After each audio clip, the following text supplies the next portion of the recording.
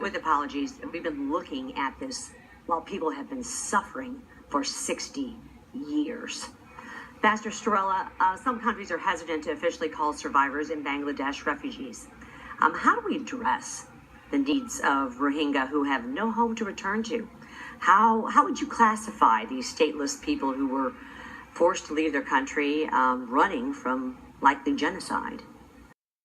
The United Nations' role in the world is to maintain peace and security between nations and help solve the economic, social, cultural, and humanitarian international problems. One of these humanitarian problems they are founded on upholding is preventing systematic genocide, which they define as a coordinated plan to destroy national, ethnic, religious, or racial group. However, it seems to be the case that the United Nations is falling short in their role to secure world peace, as they've made no progress in protecting the Rohingya people who reside in Myanmar. Reports show they are fleeing from renewed violence, including reported rape, murder, and arson. The Rohingya crisis that began in early 2015 has become a serious world issue that many nations have made a point to avoid. The Rohingya people of Myanmar are a Muslim minority who practice a Sufi-inflected variation of Sunni Islam. It was estimated that 1 million Rohingya in Myanmar resided in the Rakhine state. The Myanmar government, which is a predominantly Buddhist country, has forced the Rohingyas to flee to neighboring countries such as Bangladesh, Indonesia, Malaysia, and Thailand. The government has refused to grant the Rohingya citizenship. This effectively leaves them without any legal documentation and results in them being stateless. The ruthless government has presumably killed as close to 43,000 Rohingya people in the last year, while countless innocent people are being slaughtered. The United Nations has sat back feebly, debating if this atrocity should be categorized as a genocide, and has taken no steps in intervening to help protect the Rohingya. The Myanmar government has effectively institutionalized discrimination against the ethnic group through restrictions on marriage, family planning, employment, education, religious choice, and freedom of movement. This mistreatment of the Rohingya has a deep historical root and even involves a controversy as the Myanmar government continues to identify them as Bengali, to portray them as immigrants from Bangladesh, despite the evidence that ancestors of many in this community lived in the Rakhine state for almost 200 years. Clashes in Rakhine broke out in August 2017 after a militant group known as the Arakan Rohingya Salvation Army, also known as ARSA, claimed responsibility for attacks on police and army posts. The government had declared ARSA a terrorist organization. As a result, the military mounted a brutal campaign that destroyed hundreds of Rohingya villages and forced nearly 700,000 Rohingya to leave Myanmar. At least 6,700 Rohingya were killed in the first month of attacks between August 25th and September 24th of 2017. Rakhine State is the least developed in Myanmar, with a poverty rate of 78%. Bangladesh, from which some of the Rohingya originally migrated, is itself desperately impoverished and not interested in having the potential burdens of the Rohingya settling there. According to the Bangladeshi government, it has taken efforts to prevent the Rohingya from adapting too much to the country by not allowing aid organizations to teach the refugees Bengali, the national language, or to offer an education beyond primary school.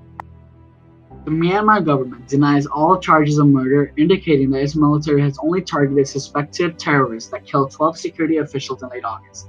However, in January, the military admitted involvement in the killing of 10 Rohingya buried in a mass grave. The United Nations, as well as the US, constitutes the violence as an ethnic cleansing rather than admit it as an act against humanity. Although the UN may seem like they are going to take immediate action to end the crisis through methods such as aid and relief, they have not made any strides to recognize this atrocity as a genocide, nor have they chosen to take proactive leadership in completely halting the attacks. Many of the surviving Rohingya have told their stories of the horrors they have faced this past year and a half. According to many of the survivors, Myanmar soldiers held village women at gunpoint while troops executed the men and boys, doused their bodies with gasoline, and turned the corpses into a bonfire. Then the troops led women and girls to huts to be raped and burned alive. Hasina Begum, a Rohingya survivor, recalls what happened in her village, Tulatoli. She was separated from her husband, who was shot and killed while being dragged off into a hut. When the soldiers noticed her desperately trying to hide her infant baby girl, they grabbed her and tossed the baby into a bonfire. This is just one of the thousands of stories from refugees who have been tormented by the Myanmar leadership. And despite these horrific truths becoming known, the international community has not taken direct action to aid the Rohingya people.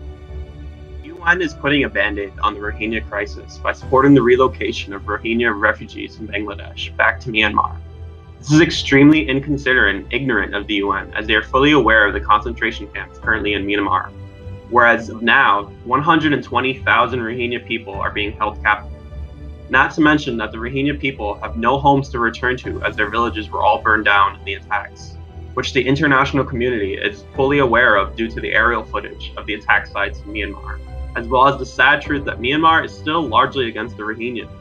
For the UN to agree to send the Rohingya refugees back to Myanmar is incomprehensible.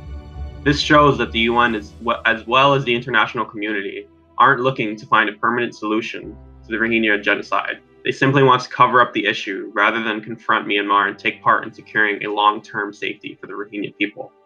That are going on now between Bangladesh and Myanmar.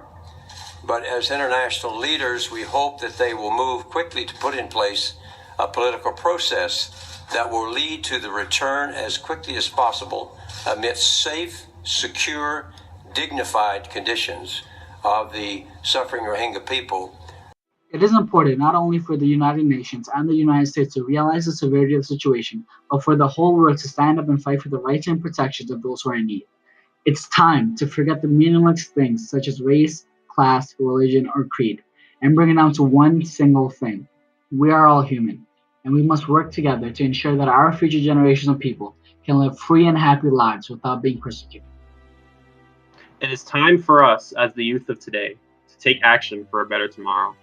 It is our hope and intention that individuals put aside fear to fight for the morality of the situation, not the reality, starting with the Rohingya genocide.